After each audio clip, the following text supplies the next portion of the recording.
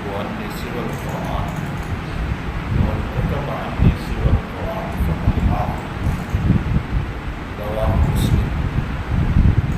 تو پھر یہ روایتوں کو لکھا کیسے گیا؟ یہ تین مسئلے۔ سب سے پہلا مسئلہ تو یہ ہے کہ مدون کون ہے؟ راجح قول پر حدیث کا اول مدون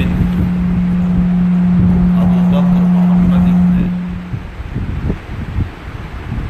بکر محمد ابن مسلم ابن عبید اللہ ابن عبداللہ ابن شہاب زہری رحمۃ اللہ علیہ، جن کی وفات فی قولین 124 اور فی قولین 125 میں، جو مشہور ہے ابن شہاب زہری سے، لیکن ان کا اسم گرامی ہے محمد، اور ان کے والد کا نام ہے مسلم، اور ان کے دادا کا نام ہے عبید اللہ، اور ان کے پردادا کا نام ہے عبداللہ، اور ان کے پردادا کے والد کا نام ہے شہاب، اور مقام زہرہ کے رہنے والے تھے، اس لیے آپ کو زہری کہا گیا۔ ویسے لوگ ابن شہاب زہری بول دیتے ہیں، حالانکہ شہاب تو 5ویں نمبر پر آتے ہیں۔ تو محمد بن مسلم بن عبید اللہ بن عبداللہ بن شہاب زہری رحمۃ اللہ علیہ،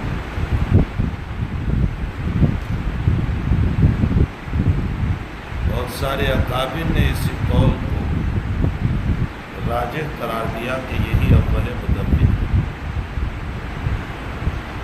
علامہ ابن عبد البر رحمۃ اللہ علیہ نے اپنی کتاب جامع بیان العلم میں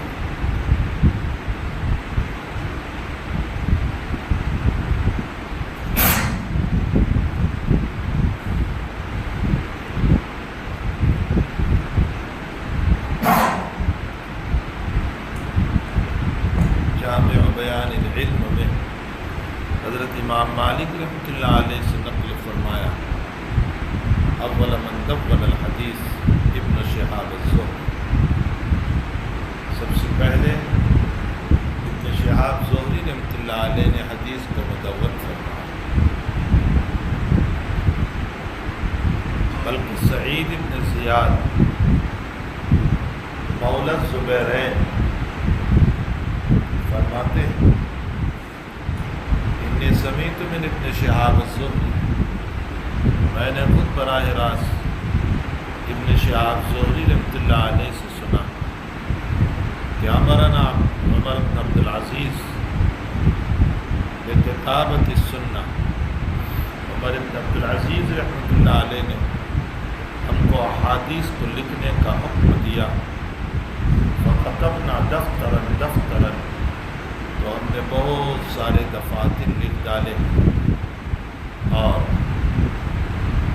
فبعث الی عمر بن عبد العزیز، ہم نے لکھے ہوئے دفاتر کو عمر بن عبد العزیز کی خدمت میں پیش فرمایا، فبعث عمر بن عبد العزیز الی ارض له سلطان، تو آپ نے ان زمینوں کی طرف،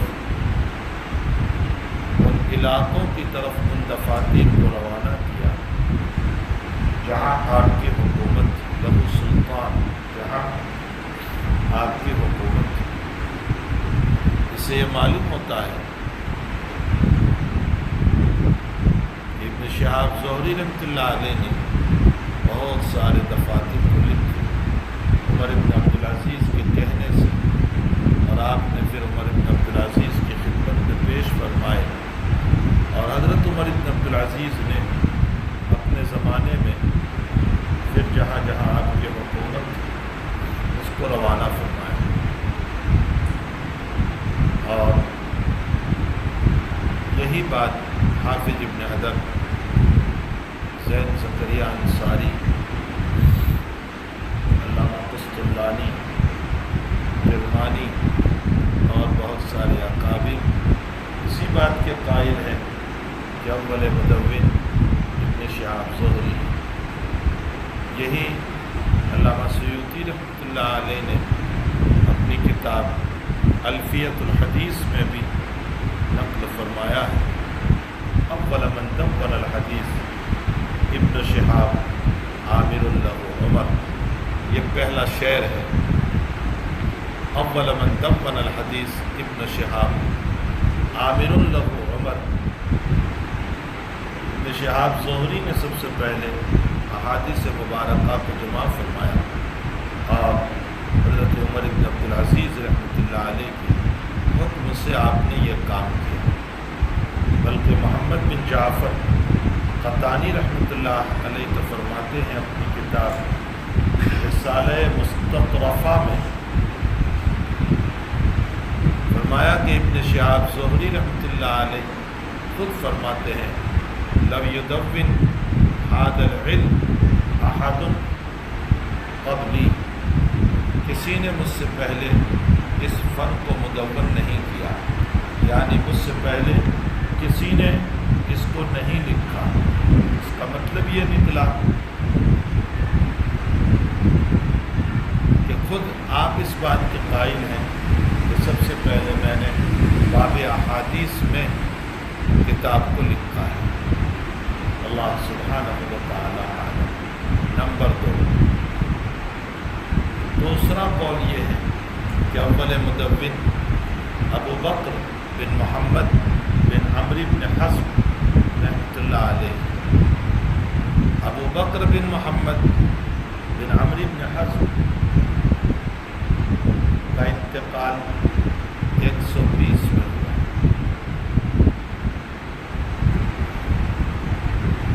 بعض لوگوں کا کہنا ہے کہ امام بخاری رحمۃ اللہ علیہ بھی اسی بات کے قائل ہے کہ ابو بکر ابن حزم ہی اول مدون ہے، اس لیے کہ حضرت امام بخاری رضی اللہ تعالیٰ عنہ صفحہ 20 پر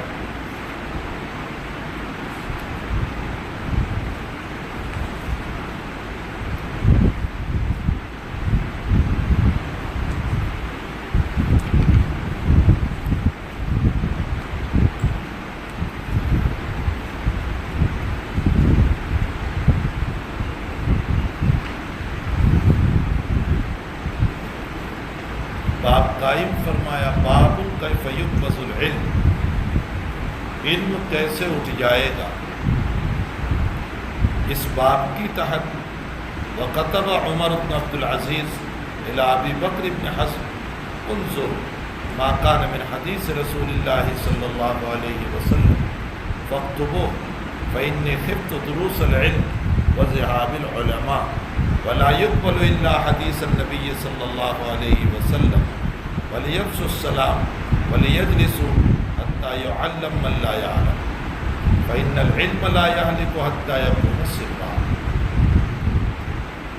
عمر ابن عبدالعزیز نے ابو بکر ابن حزم کو لکھا کہ دیکھو رسول اللہ صلی اللہ علیہ وسلم کی جو حدیثیں ہوں اس کو لکھ لو، فاکتبوا، اس کو لکھ لو، اس لیے کہ مجھے خوف ہے علم کے اٹھ جانے کا اور علماء کے دنیا سے چلے جانے کا، اور قبول نہ کیجیے مگر حدیث نبوی کو، یعنی اور کچھ نہ لکھنا، صرف احادیث کو لکھنا، اور اس علم کو پھیلاؤ اور اس کے لیے مجلسیں قائم کرو تاکہ جس کو علم نہ ہو اس کو بھی علم آ جائے، اس لیے کہ علم ختم نہیں ہوتا مگر چھپانے سے، حتیٰ یکون سرا، یعنی علم ختم ہو جاتا ہے چھپانے سے، اور بیان کرو گے تو علم باقی رہے گا۔ یہ عمر ابن عبدالعزیز کا ابو بکر ابن حزم رحمۃ اللہ علیہ کو یہ لکھنا، یہ اس بات کی دلیل ہے کہ اول مدون ابو بکر ابن حزم رحمۃ اللہ علیہ ہے۔ اسی لیے بعض اکابر کی رائے یہ ہے کہ امام بخاری رضی اللہ تعالیٰ عنہ بھی اول مدون میں ابو بکر ابن حزم کے قائل ہیں۔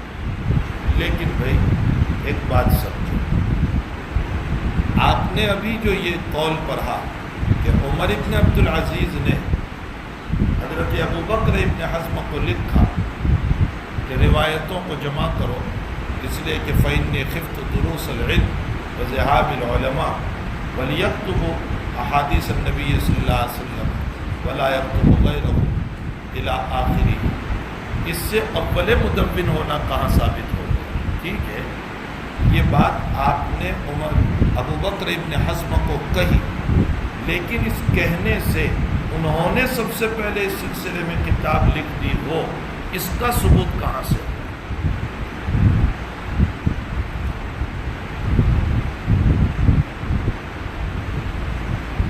چھان بین کے بعد مسئلہ یہ نکلتا ہے کہ اصل میں ابو بکر ابن حزم مدینے کے قاضی تھے، اور عمر ابن عبد العزیز رحمۃ اللہ علیہ بھی مدینے میں قیام پذیر تھے بحیثیت امیر۔ تو جو اقرب تھے ان کو پہلے حکم دیا، جو کہ ابو بکر ابن حزم بھی وہی رہتے تھے اور مدینے کے قاضی تھے، اس لیے آپ نے ان کو حکم دیا۔ اسی طرح آپ کا حکم دیگر اکابر کو بھی پہنچا۔ جن اکابر کو آپ کا حکم پہنچا اس میں ابن شہاب زہری بھی۔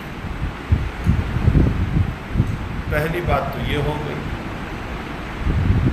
دوسری بات یہ لے لو کہ ابھی آپ نے اوپر پڑھا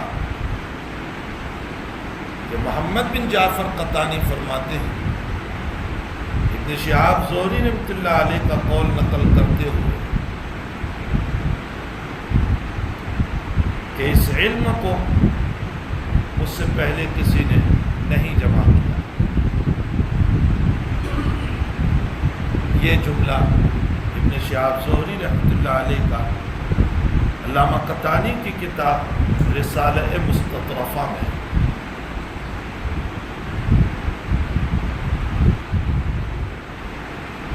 دو باتیں، اس جملے سے یہ ثابت ہوتا ہے کہ خود آپ یہ فرماتے ہیں کہ مجھ سے پہلے کسی نے تدوین حدیث کا کام نہیں کیا۔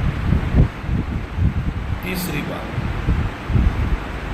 اور ایک جملہ میں اوپر بتا چکا آپ کو کہ سعید بن زیاد کہتے ہیں کہ میں نے خود ابن شہاب زہری سے سنا کہ امرنا عمر ابن عبد العزیز، عمر ابن عبد العزیز نے ہم کو حکم دیا جمع روایات کا، فَقَتَبْنَا دفتراً دفتراً، ہم نے کئی دفاتر لکھ ڈالے، وَبَعَثْتُ، اور میں نے بھیجے عمر ابن عبد العزیز کی خدمت میں، فَبَعَثَ عمر ابن عبد العزیز إِلَىٰ عَرْضٍ لَهُ سُلْطَان، جہاں ان کی حکومت تھی وہاں تک آپ نے ان کتابوں کو بھیج دیا۔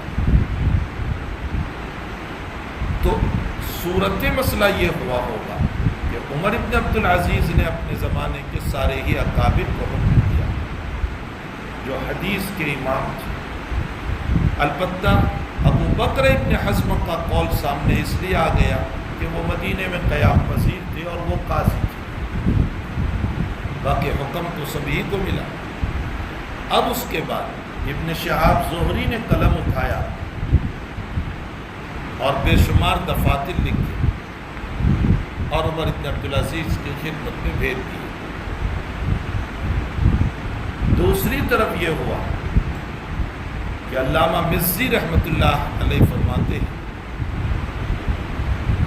امام مالک رحمۃ اللہ علیہ سے نقل کرتے ہیں، امام مالک فرماتے ہیں کہ میں نے ابو بکر ابن حزم کے بیٹے سے پوچھا، حل کتب دفتر والد، تیرے باپ نے حدیث شریف پر کتاب لکھی تھی جب عمر ابن عبد العزیز کا حکم ملا؟ تو ابو بکر ابن حزم رحمۃ اللہ علیہ کے بیٹے نے جواب دیا، نعم ولیکن قد ضاع، لکھی تو تھی لیکن وہ ضائع ہو گئی۔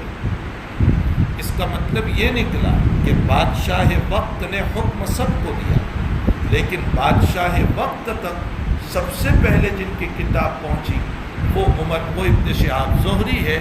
اس حیثیت سے اول مدون ابن شہاب زہری قرار پا۔ بعض لوگوں نے یوں کہا کہ حضرت امام شعبی رحمۃ اللہ علیہ امام شافعی کا انتقال، بعضوں نے کہا 103، بعضوں نے 104، 110 تک کے اقوال ہیں، لیکن بھائی موت کی قبلیت سے مدون اول ہونا لازم نہیں آتا۔ ان کا انتقال ابو بکر ابن حزم سے پہلے ہوا، اس لیے کہ ابو بکر ابن حزم 120 میں، اور ابن شہاب زہری سے بھی پہلے، اس لیے کہ ابن شہاب زہری تو 124 یا 125 میں۔ لیکن یہ تقدم جو ہے، یہ تقدم حقیقت حال یہ ہے کہ تقدم موت دلیل تدوین مدون اول نہیں ہو سکتا ہے۔ اللہ سبحانہ وتعالی عالم و علم عطا۔ یہ اصل اصول مدون اول کا مسئلہ تھا، یعنی سب سے پہلے جس نے حدیث شریف کی کتاب کی تصنیف فرمائی، اس کے بعد ایک دوسرا دور شروع ہوا۔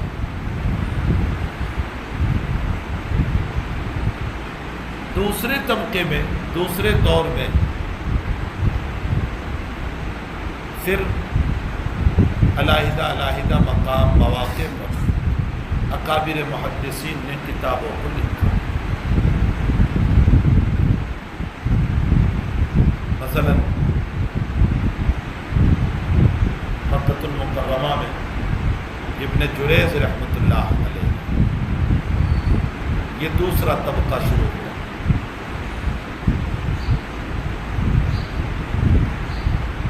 حضرت عبداللہ ابن احمد اپنے والد صاحب احمد سے نقل کرتے ہیں، امام احمد ابن احمد سے، کہ ابن جریز اول مدون ہے، لیکن یہ امام احمد ابن حنبل رحمۃ اللہ علیہ کی اپنی معلومات ہے، ورنہ حقیقت میں اول مدون ابن شہاب زہری۔ ہاں یوں کہا جا سکتا ہے کہ دوسرے طبقے کے اعتبار سے اگر اول مدون قرار دیا جائے تو ٹھیک ہے، لیکن بھائی الفضیلت ما تقدم، فضیلت تو اسی کو ہوتی ہے جو مقدم ہوا کرتا ہے۔ تو مکۃ المکرمہ میں ابن جریز نے کتاب تصنیف فرمائی اور احادیث مبارکہ کو جمع فرمائی۔ بروک المان ایک عیسائی محرک گزرا،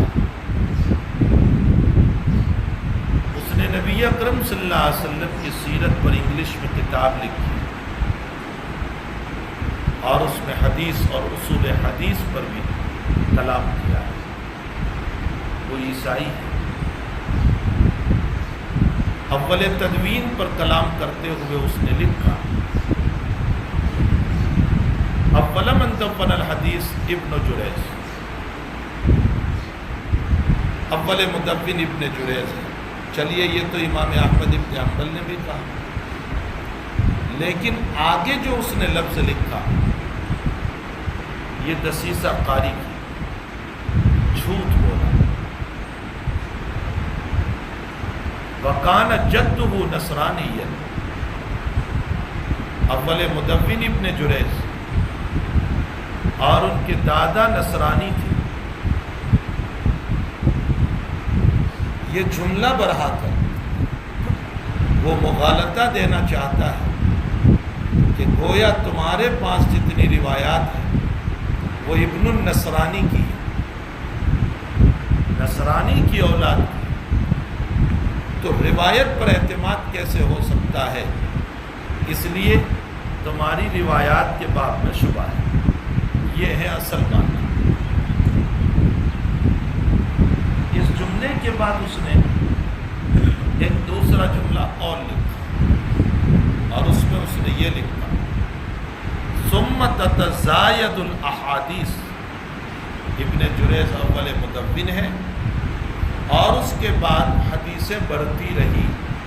اس کا مطلب یہ نکلا کہ ابن جریز اپنی طرف سے احادیث کو بڑھاتے رہے، یا ان کے بعد والے حدیثوں کو اپنی طرف سے بڑھاتے رہے۔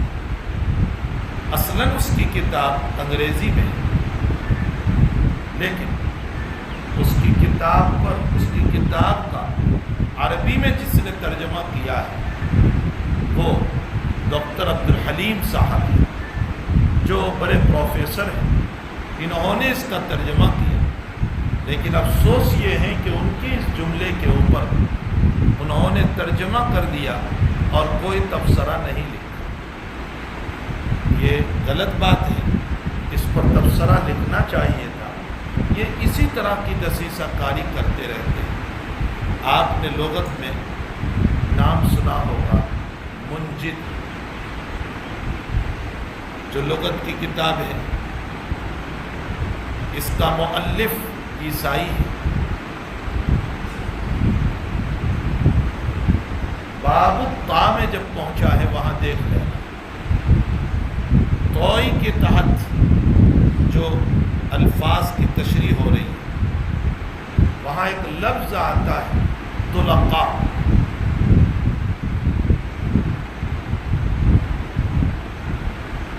وہ وہاں لکھتا ہے طلقاء کا ترجمہ،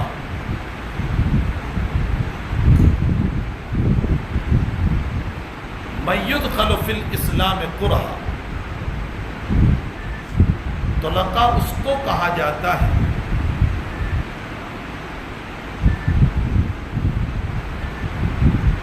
کہ جس کو اسلام میں زبردستی داخل کیا گیا، اس کو طلقاء کہا جاتا ہے۔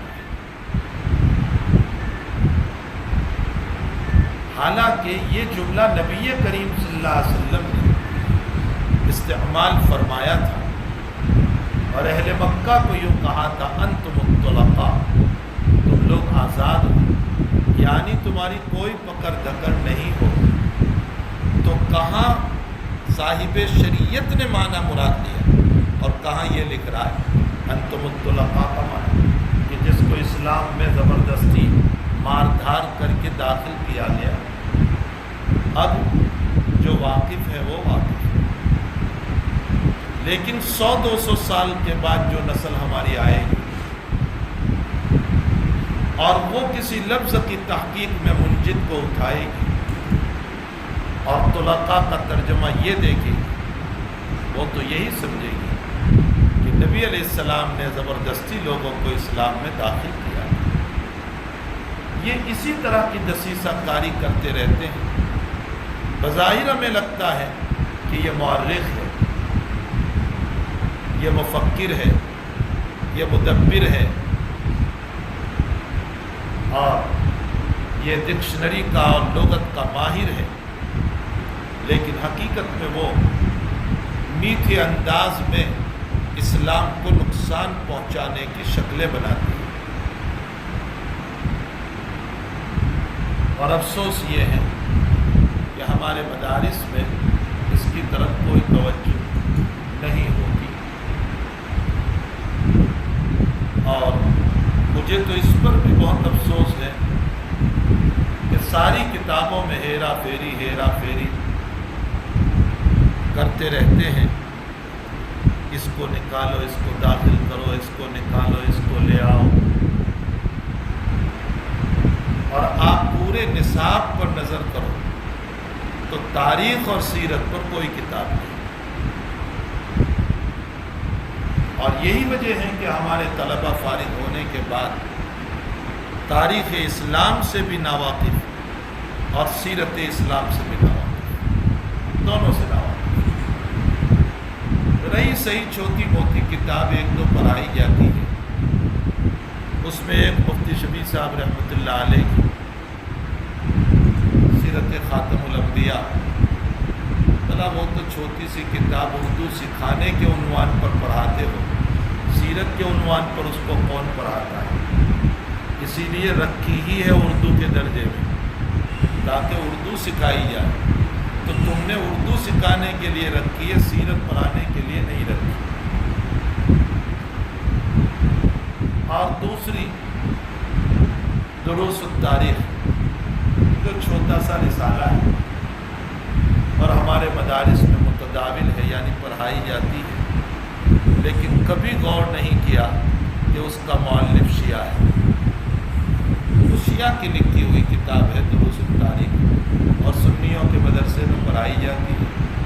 ایک طرف سنی فتویٰ دیتے ہیں کہ شیعہ خارج عن الاسلام ہے، اور دوسری طرف شیعوں کی کتابیں مدرسے میں داخل ہیں۔ تیسرے حصے میں جہاں خلفائے راشدین پر اس نے تبصرہ اور تذکرہ اور سیرت لکھی، وہاں کچھ روایات اس طرح کی لکھی جس سے صاف طور پر یہ ثابت ہوتا ہے کہ تشیع کا غلبہ ہے۔ وہ ایک روایت لایا کہ معاویہ نے اپنے بیٹے یزید کو یہ وصیت کی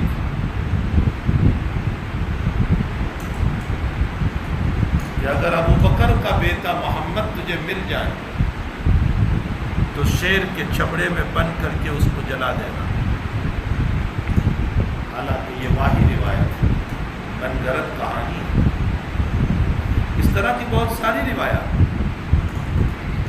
حضرت علی سے متعلق کوئی روایت ہو،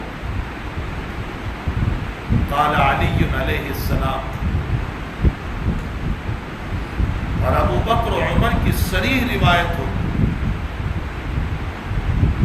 اور عمر اور ابو بکر سے متعلق صاف فضیلت ہوگی، تو بولتا ہے قیل لعمر وقیل لابی بکر سے گئے تمریز لایا تاکہ قول ضعیف ہو جائے۔ لیکن بس پورا 8 سالہ نصاب آپ پڑھ لیں، کوئی ایسی کتاب مدارس میں سیرت پر اور تاریخ اسلام پر نہیں ملتی۔ یہی وجہ ہے کہ ہمارے بچے تاریخ سے بالکل نابلد ہو گئے، پتہ ہی نہیں ہوتا ہے کہ قرن اول میں یا قرن ثانی میں یا ثالث میں رابع میں کیا مسائل پیش آئے اور اسلام ہم تک کیسے پہنچے۔ اس لیے کوئی تاریخی بات ایک بیان کر دیتا ہے تو تم جھومنے لگ جاتے ہو، اس لیے جھومنے لگتے ہو کہ تم نے پڑھا ہی نہیں، تو سوائے جھومنے کے ہوگا کیا ہو۔ تو تاریخ پڑھنا چاہیے، سیرت کی کتاب پڑھنا چاہیے۔ حقیقت یہ ہے کہ نصاب پر نظر ثانی کی ضرورت ہے۔ میں یہ نہیں کہتا ہوں کہ تمام ہی کتابیں بدل دی جائے، لیکن کوئی ایسا نصاب متعین کیا جائے جس کی بنیاد پر مختصر وقت میں بہت کچھ پڑھایا جا سکے۔ عربی اول ہی کو لے لو، نحو کے اوپر 3 کتابیں ہوتی ہے، بلا اصول سمجھانے کے لیے ایک کتاب کافی ہوتی ہے۔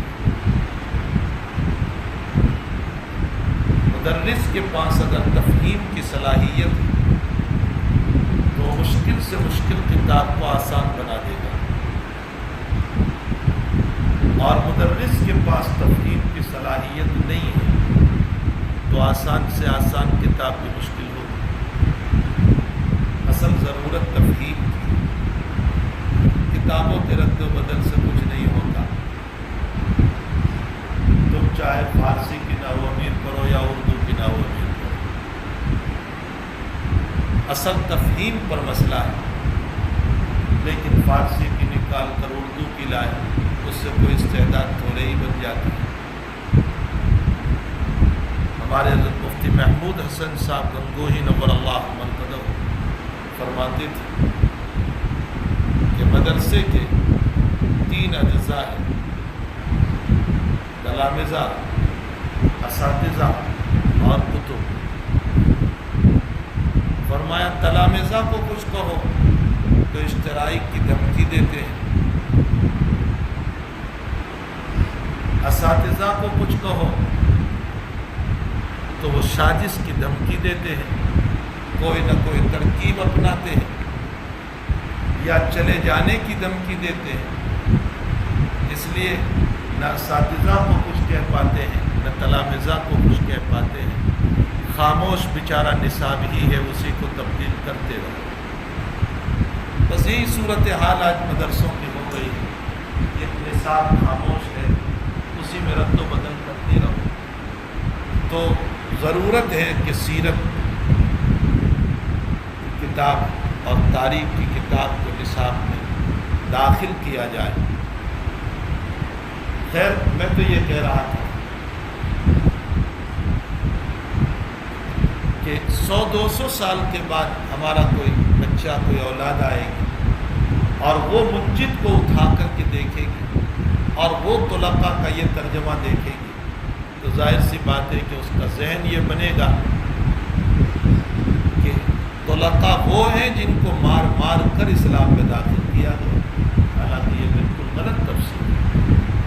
یہی وجہ ہے کہ ہمارے حضرت شیخ نور اللہ مرتضی مولانا محمد زکریا صاحب رحمۃ اللہ علیہ فرماتے ہیں کہ میں نے پوری زندگی اپنی تصنیف و تالیف میں مختلف لغات سے فائدہ اٹھایا، لیکن میں نے منجد کو کبھی نہیں دیکھا، میں نے کھولا ہی نہیں، اس لیے کہ یہ دشمن اسلام کی کتاب ہے، میں نے اس کو دیکھا ہی نہیں۔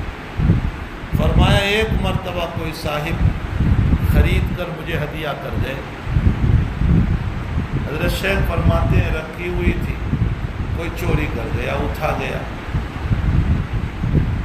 شیخ فرماتے اللہ کو بھی یہی منظور تھا کہ میں اپنی تصنیف میں اس کا حوالہ نہ دوں، اس لیے بذل المجہود کو لے لو، اوجز المسالک کو لے لو، یا فضائل اعمال کو لے لو، یا جزء حج کو لے لو، حضرت کی جتنی کتابیں ہیں آپ کو منجد کا حوالہ کہیں نہیں ملے گا۔ تو خیر یہ تو ضمناً بات یاد آ گئی۔ بروق علمان یہ لکھ رہا ہے کہ ابن جریز اول مدبر وکان جدہ نصرانیہ، اس کے دادا نصرانی تھے، گویا تمہاری حدیث کی بنیاد نصرانی الاصل ہے، ثم تتزاید الحدیث، اور پھر حدیث کا اضافہ ہوتا رہا، اس کا مطلب تمہارے پاس من گھڑت باتیں ہیں۔ ایک طرف ان لوگوں کے حالات دیکھو کہ کس طرح جھوٹ بولتے ہیں، اور ایک طرف ہمارے محدثین کے حالات دیکھو۔ مقدمہ مسلم میں آپ پر ہوگی، زید بن ابی انیسہ سے کسی نے سوال کیا کہ آپ کے بھائی یحییٰ بن ابی انیسہ بھی تو محدث ہیں اور حدیث بیان کرتے ہیں۔ زید سے کہا کہ ہم آپ کے بھائی سے حدیث لیں، ان سے روایت لیں، اخذ روایت کریں۔ آپ نے فرمایا لا تأخذوا عن یحییٰ فإنہ کذاب، میرے بھائی سے روایت نہ لینا، وہ جھوٹا ہے۔ اپنے بھائی تک کو معاف نہیں کیا۔ یہ ہے محدثین، یہ ہے اسلام، جہاں کوئی دسیسہ کاری نہیں۔ علی ابن مدینی سے کسی صاحب نے پوچھا ہل ناخذ روایت عن والدک عبداللہ بن جعفر، فرمایا تمہارے والد عبداللہ بن جعفر سے ہم روایت لیں؟ تو علی ابن مدینی کہنے لگے، امام بخاری کے مایناز استاذ ہیں علی ابن مدینی، کہنے لگے سل عن غیری فإنہ والدی، بھائی تم مجھ سے مت پوچھ، کسی اور سے پوچھ لے، اس لیے کہ وہ میرے باپ ہیں، میں کیا فتویٰ دوں تجھے، کسی اور سے پوچھ۔ لیکن وہ گلے پڑ گیا، اس نے کہا کہ نہیں میں آپ ہی سے پوچھوں گا کہ آپ کے باپ عبداللہ بن جعفر سے روایت لوں یا نہ لوں؟ تو علی ابن مدینی نے فرمایا لا تأخذ عن والدی فإنہ کذاب، میرے باپ سے روایت نہ لینا، وہ جھوٹے ہیں۔ اپنے باپ کو بھی معاف نہیں کیا۔ یہی ابو داؤد سجستانی، جن کے ابو داؤد شریف آپ پڑھتے ہیں، ان کے بیٹے ابو بکر سے متعلق امام ابو داؤد سے سوال ہوا کہ حضرت ہم آپ کے بیٹے سے روایت لیں؟ آپ نے فرمایا لا تأخذ عن ابنی، میرے بیٹے سے روایت نہ لینا، اس لیے کہ وہ روایت کا آدمی نہیں ہے، حدیث کا آدمی نہیں ہے۔ یہ ہمارے اکابر اور محدثین ہیں کہ جنہوں نے باب حدیث میں جھوٹ بولنا تو بہت دور کی بات، اپنے اقرب ترین رشتہ داروں کو بھی روایت کے باب میں معاف نہیں فرمایا، نہ باپ کو معاف کیا، نہ بیٹے کو معاف کیا، نہ بھائی کو معاف کیا۔ اور پھر اگر ہمارے محدثین کو جھوٹ بولنا ہی تھا تو طویل طویل سفر کر کے احادیث کو حاصل کرنے کی ضرورت کیا تھی؟ جھوٹ کا پوت من گھڑت روایتیں بیان کر دیتے اپنی جگہ بیٹھ کر، تکالیف کیوں اٹھاتے؟ لیکن حقیقت یہ ہے کہ ہمارے حضرات محدثین کا یہ مسئلہ نہیں رہا کہ باب حدیث میں اصل میں بات یہ ہے کہ ملل سماویہ جتنی گزری، پہلے جتنے سماوی مذاہب گزرے، ان کے پاس ان کے نبی کا دین اس طرح محفوظ نہیں ہے جس طرح محمد رسول اللہ صلی اللہ علیہ وسلم کا دین محفوظ ہے۔ یہ ان کے پیٹ میں حسد پیدا کر رہا ہے، اور اسی حسد کی بنیاد پر وہ اسلام میں کہیں نہ کہیں شبہات پیدا کر رہا ہے۔ مجھے حسد پر اسماعی کی ایک بات یاد آئی۔ اسماعی کی ملاقات ہوئی ایک آدمی سے بغداد کے اندر، دیکھا کہ ان کی داڑھی بھی مکمل سفید نہیں ہے، کچھ سفید ہے کچھ سیاہ ہے، بال سر کے بھی اسی طرح ہے، اور بہت اچھی طرح چلتے ہیں۔ فرمایا کم عمر یا شیخ، کتنی عمر؟ فرمایا 120، 120 سال کا میں، اور وہ بڑے وزن کے ساتھ چلتے تھے، 120 سال۔ فرمایا کیف صحت، یہ صحت آپ کی ایسے کیسی رہی؟ فرمایا اذا خرجت حسدا فی جسدک بقی جسدک فی الدنیا۔ اس نے جواب دیا کہ اگر تو اپنی باڈی سے حسد کو نکال دے گا تو دنیا میں اچھی طرح جیے گا، اور اگر تو حسد اپنے دل میں رکھے گا تو حسد تجھے ختم کر دے گا، تجھے پگھلا دے گا، تیری باڈی ختم ہو جائے گی، تو گل گل کر کے مر جائے گا۔ اس لیے فرمایا کہ حسد کو ختم کر تو ہی تو اچھی طرح جی سکتا ہے۔ یہ خود اسماعی کا کلام ہے جو لفظ حسد پر مجھے یاد آیا۔ خیر میں یہ کہہ رہا تھا کہ ملل سماویہ چونکہ محفوظ نہیں، اس لیے ان کو حسد ہے، تو وہ ملت اسلامیہ پر اور روایات رسول صلی اللہ علیہ وسلم پر اشکالات کرتے رہتے ہیں۔ بہرحال اصلاً ابن جریج مدون اول نہیں ہے، دور ثانی میں مکۃ المکرمہ میں ابن جریج ہے، اور اسی طرح